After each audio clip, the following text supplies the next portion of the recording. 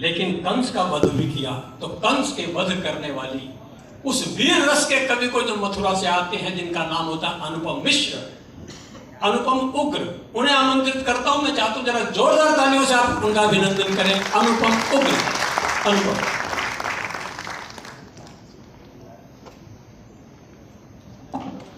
बहुत बहुत धन्यवाद आदरणीय बत्रा साहब, बहुत अच्छा संचालन कर रहे हैं। एक बार जोरदार तालियां उनके लिए बजनी चाहिए। और मैं आप सबके बीच में दूसरी बार आया हूँ। डॉक्टर साहब बैठे हुए, राघवन जी, वीसी साहब बैठे हुए हैं, भाई साहब पिछली बार भी थे। और हम कवियों को हमेशा आते हैं लोग 307 में बंद कर देते हैं, कभी बेचारे डरे दहशत में रहते हैं। आप 2-4 लोग ताली बजा दें, इनका डर निकाल दें, तो बेचारे मेहनत करें कुछ करता है। बात मथुरा की थी, बात आज़ादी के अमृत महोत्सव की है। इस बार आज़ादी का अमृत महोत्सव ऐतिहासिक इसलिए भी है कि कश्मीर में के हर घर पे झंडा फहर रहा है। धारा 370 और 35 से हट गई है, इसके लिए अभिनंदन होना चाहिए देश के वीरों का। यहाँ कुछ वर्दियां मेरे सामने खड़ी हैं, वहां से शुरू करता हूं कि देश की सरहद पे जो जवान खड़ा है, समझ लो बचाव का विधान खड़ा है। वाह वाह वाह। देश की सरहद पे जो जवान खड़ा है, समझ लो बचाव का विधान खड़ा है। और कहने को कोई कुछ भी कहे, सच तो यही है, ये खड़े तभी ये संविधान खड़ा है। क्या बात है। मथुरा से आया हूं, कृष्ण की बात करते हैं। आज किस कृष्ण की आवश्यकता है, 4 पंक्तियों में बताता हूं कि जिसकी मुरली सुनकर झूमे उस मोहन की आस कहां है। जिसकी मुरली सुन झूमे उस मोहन की आस कहां है। और देश धर्म की हालत ऐसी भाता हमको रास कहां है। शांति सृजन के स्वप्न सफल होने को अब संग्राम चाहिए। जिसकी गीता सुन अर्जुन फिर युद्ध लड़े वो श्याम चाहिए। जिसकी गीता सुन अर्जुन फिर युद्ध लड़े वो श्याम चाहिए। आदरणीय जगदीश मित्तल जी बैठे हुए हैं। संघ के लोगों ने दशकों तक एक गाना गाया जो सपना अब साकार हुआ। 4 पंक्तियों से वहां से शुरू करता हूं। सरदार जी भी आ गए हैं। मैं इतनी देर से नोटिस कर रहा था, सब लोग ताली बजा रहे थे, यही नहीं बजा रहे थे। अब ये समझ लो, मतलब आप कोई मनमोहन सिंह थोड़ी हो कि सोनिया गांधी नहीं कहेगी तो ताली नहीं बजाओगे। देखो वैसे मैं हमेशा आगाह कर देता हूँ, ताली बजाना कोई आवश्यक नहीं है। बत्रा साहब में बैठे अशोक जी, कवियों की जिम्मेदारी आगाह करते रहना। हमारा काम क्या है, जन जागरण। तो जन जागरण ये है कि ताली बजाना आवश्यक नहीं है। लेकिन क्या है ना, ये जो कवि हैं इनके श्राप और वरदान में बड़ी शक्ति होती है। एक बार हिंदुस्तान के बहुत बड़े परिवार का एक बालक है, उसने कवि सम्मेलन सुना और ताली नहीं बजाई। आप यहाँ मानिएगा, वो अमन अक्षर के यहाँ भोपाल में कविता पढ़ रहा था। अमन जी ने ऐसा श्राप दिया कि हिंदुस्तान के सबसे बड़े परिवार का बालक है, उसका आज तक ब्याह नहीं हो पाया, उसका नाम पड़ गया पप्पू। और भाई साहब दूसरा उदाहरण देता हूं। ये सब कभी कई दशक पहले हमारे जगदीश मित्तल जी के साथ यात्रा पे निकले हुए थे। ट्रेन गुजरात होके जा रही थी, तो वहां ट्रेन में एक बच्चा सबको चाय पिला रहा था। ये सब कविता पढ़ रहे थे साहब, उसने इनकी कविता सुनी, खूब ताली बजाई, चाय के पैसे नहीं लिए। आज वो बच्चा हिंदुस्तान की सबसे बड़ी कुर्सी पर बैठा। अब ये आपके ऊपर है, आप इन कवियों का अभिशाप चाहिए, वरदान चाहिए। वरदान चाहिए तो एक बार 2-3 लोग ताली बजा के बता दो। कश्मीर के घर घर पहरा अमन तिरंगा प्यारा है। कश्मीर के घर घर पहरा अमन तिरंगा प्यारा है। सूरज के बेटे की धरती को फिर यहाँ संवारा है। जो दशकों से गाते आए सपना वो साकार हुआ। जहाँ हुए बलिदान मुखर्जी वो कश्मीर हमारा है। जहाँ हुए बलिदान मुखर्जी वो कश्मीर हमारा। एक बार मेरे साथ बोलेंगे, जहाँ हुए बलिदान मुखर्जी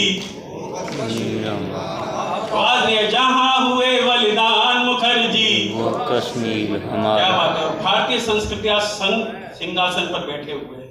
दूसरा संतबद्ध व्यक्ति सिंहासन पर बैठा है। भारत का संत क्या होता है, अगर 4 पंक्तियों में आपका बालक परिभाषित करे तो अपना आशीर्वाद दीजिएगा कि अधरों पर गंगा जल हृदय शिवाला भी रखते हैं। अधरों पर गंगा जल हृदय शिवाला भी रखते हैं। और हृदय में देश प्रेम की ज्वाला भी रखते हैं। माना धर्म ध्वजा लेकर हम भक्ति भाव में डूबे। एक हाथ माला दूजे में भाला भी भी रखते हैं, एक हाथ माला दूजे में भाला भी रखते हैं। बहुत जरूरी होगी तो हर बात बतानी होगी, धर्मद्रोहियों को अब उनकी जात बतानी होगी। रक्त हमारा ही पीकर जब हमें काटने निकले, उन सर्पों के दांत तोड़ो का बतानी होगी, उन सर्पों के दांत तोड़ो का बतानी होगी। और 4 पंक्तियां देखिएगा। इस देश में दुरंगे लोगों ने झंडा फहराना शुरू किया, इसलिए इस देश का बुरे दिन आ गए। इस देश में अगर झंडा फहराने का असली अधिकारी कोई है तो वर्दियां हैं, इस देश का सिपाही है। एक बार उनके लिए तालियां बजाइए। 4 पंक्तियों में जवानी को जागने का आगाह अभ्यास कर रहा हूं, प्रयास कर रहा हूं, निवेदन कर रहा हूं कि ये नेता भी लुच्चे लफंगे न होंगे, बिना बात के भी ये दंगे न होंगे। ये नेता भी लुच्चे लफंगे न होंगे। यहाँ देश में ये जवानी जो जागी, यहाँ देश में ये जवानी जो जागी, तिरंगा रहेगा दुरंगे न होंगे, तिरंगा रहेगा दुरंगे न होंगे, तिरंगा रहेगा दुरंगे न होंगे। और 4 पंक्तियां युवाओं को देखिए, मथुरा से आए लोग प्रेम की बात करते हैं। किस प्रेम की आवश्यकता है 4 पंक्तियों में? कि नैन नक्श से नशीली, रूप रंग से सजीली, ऐसी प्रेयसी की आप लालसा न कीजिए। जरा मजा आ रहा है। नैन नक्श से नशीली, रूप रंग से सजीली, ऐसी प्रेयसी की आप लालसा न कीजिए। लटकों पे झटकों पे गोरियों के मटकों पे तन मन अपना लुटाए मत दीजिए। और जानते हैं युवाओं की रग में है प्रेम बसा, देश प्रेम की यहाँ मिसाल आप दीजिए। और देश की सुरक्षा तुम्हें गोलियों से करनी है, अखियों से गोली खा के जान मत दीजिए। देश की सुरक्षा तुम्हें गोलियों से करनी है, और कवियों से भी कहता हूं कि कलम सिपाही तुम, कांटों के हुराही तुम, व्यंग्यवाण तेरे किस दिन काम आएंगे। कलम सिपाही तुम, कांटों के हुराही तुम, व्यंग्यवाण तेरे किस दिन काम आएंगे। शक्ति से हो शिव और धैर्य से हो ध्रुव तुम, तेरी भ्रकुटी तने गगन हिल जाएंगे। तेरी जो तपस्या कोई मेनका मिटा न सकी, तट पूंजी एक तेरे प्राण को डिगाएंगे। और मेरी ललकार तेरी राष्ट्रभक्ति को है, आज देखता हूं स्वार्थ कब तक टिक पाएंगे। और जो इस देश का सिपाही है उसकी क्या लालसा होती है?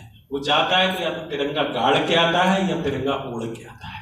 एक बार 2-3 लोग उनके लिए ताली बजा दो। मैं 4 पंक्तियां उनके लिए। इस देश का सिपाही अपने मन में क्या बात रखता है? कभी शत्रु के आगे मैं शीश ना झुकाऊंगा, कभी शत्रु के आगे मैं शीश ना झुकाऊंगा। वंदे मातरम का ही मैं गीत गुनगुनाऊंगा, वंदे मातरम का ही मैं गीत गुनगुनाऊंगा। समर में विजय पाऊंगा, वहां पर तिरंगा गाड़, नहीं तो तिरंगे हो ही, नहीं तो तिरंगे ही मैं लिपट लौट आऊंगा, नहीं तो तिरंगे ही मैं, नहीं तो तिरंगे ही मैं लिपट लौट आऊंगा। इस देश के बहुत बड़े बड़े कवियां हैं। मैं शहीदों के चरणों में 4 पंक्तियां और रख के आपके बीच में अपना स्थान लेता हूं। एक गीत आपके बीच में शहीदों के नाम से पढ़ना चाहता हूं। उससे 4 पंक्तियां। स्वागत। जान हथेली पर लेकर बैठे हैं हम, जान हथेली पर लेकर बैठे हैं हम, चल पाएगी कैसे वह यारी है। और हम तो अस्थि गलाकर वज्र बना लेंगे, तू बतला दे तेरी क्या तैयारी है। हम तो अस्थि गलाकर वज्र बना लेंगे, तू बतला दे तेरी क्या तैयारी है।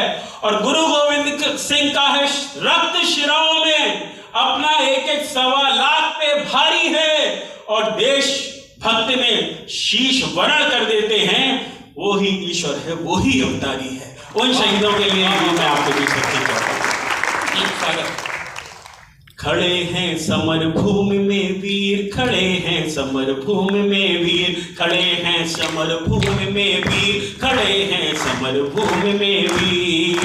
मन मंदिर में भारत माँ है, हाथों में शमशीर, खड़े हैं समर भूमि में वीर, खड़े हैं समर भूमि में वीर, खड़े हैं समर भूमि में वीर, खड़े हैं समर भूमि में वीर। तेज ऐसा जब हो संग्राम, तेज ऐसा जब हो संग्राम, धनुष लेकर जो ठाड़े राम, तेज ऐसा जब हो संग्राम, धनुष लेकर जो ठाड़े राम। शत्रु के सम्मुख सक्षम काल, सुदर्शन लेकर जो नरवाल।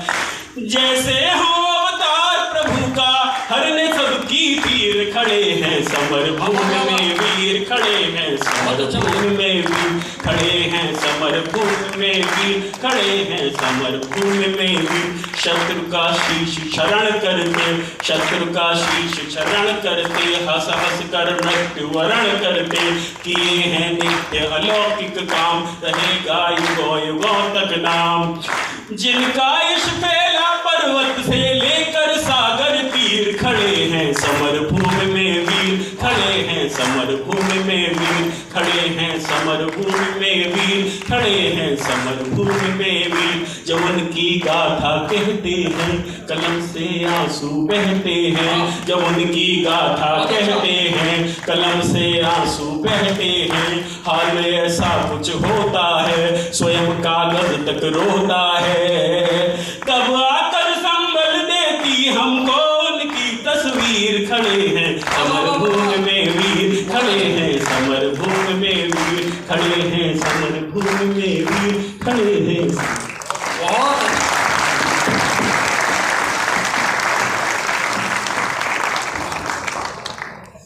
अनुपम जी, मथुरा की बांसुरी का मधुर स्वर भी आपकी वाणी में था, और वो शंख जैसी जगाने वाली ध्वनि भी थी, और चक्र जैसी वीरता, ये तीनों का समागम था आपकी इस कविता